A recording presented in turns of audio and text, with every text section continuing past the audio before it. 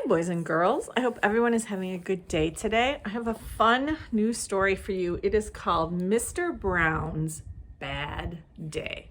We all have bad days from time to time, but Mr. Brown has an especially bad day. So let's see what happens.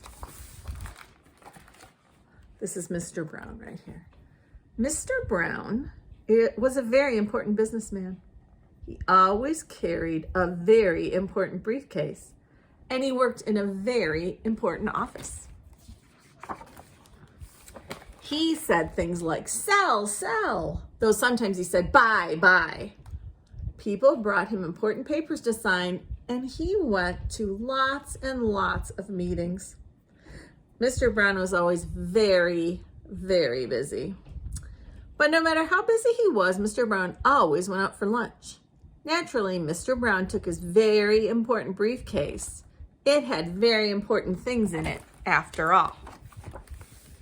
Mr. Brown set the briefcase down, and as he ate his lunch, he thought about important things. But because Mr. Brown was so busy thinking, he didn't notice a baby grabbing the handle of his very important briefcase. And he didn't notice the baby taking the very important briefcase away. Suddenly, Mr. Brown realized that the very important briefcase was missing. My briefcase, he said, I must find it. It's full of very important things. Fortunately for Mr. Brown, the baby and the briefcase were not far away. You can see them, they're just up that path right there. But unfortunately for Mr. Brown, the briefcase got hooked to an ice cream cart, and the ice cream seller pedaled away. Wait, called Mr. Brown. Wait, that's my very important briefcase. Fortunately for Mr. Brown, the ice cream seller soon stopped. But unfortunately for Mr. Brown, some school children accidentally took the briefcase for a ride. Wait, shouted Mr. Brown, wait, that's my very important briefcase. Fortunately for Mr. Brown, the line was moving quickly. So he's waiting in line so he can ride that ride and get his briefcase back. But unfortunately for Mr. Brown, when the school children got off the ride, they took Mr. Brown's very important briefcase with them. And then they went to catch the bus. Wait, yelled Mr. Brown, wait, that's my very important briefcase. Mr. Brown ran as fast as he could to the bus stop and was just in time to see the bus pull away with his briefcase. Poor Mr. Brown. His hat and jacket were gone, and his tie was askew. And askew means it's all messed up. This, said Mr. Brown, is a very bad day. But the very important briefcase was full of very important things. So Mr. Brown borrowed a tricycle. Even though it was a little too small, he followed the bus all over town, past the tennis courts and around the lake, but he could never quite catch up.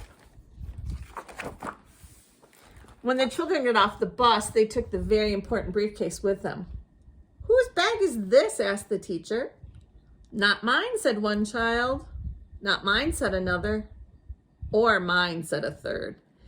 It's mine, gasped Mr. Brown, and there are very important things inside. By now it was dark, and because it was too late to go back to his very important office, Mr. Brown went home. Oh, it's raining too.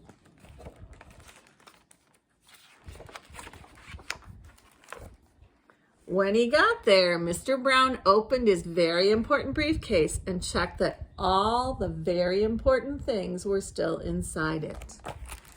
What do you think Mr. Brown has in his briefcase? What would be a very important thing for a businessman to have in his briefcase? Maybe a notebook, maybe a calculator, maybe some pens and pencils. Ah, surprise.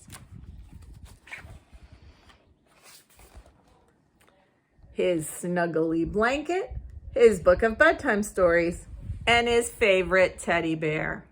I was not expecting that, were you? Then, with all the very important things safe and sound, Mr. Brown settled down to the very important business of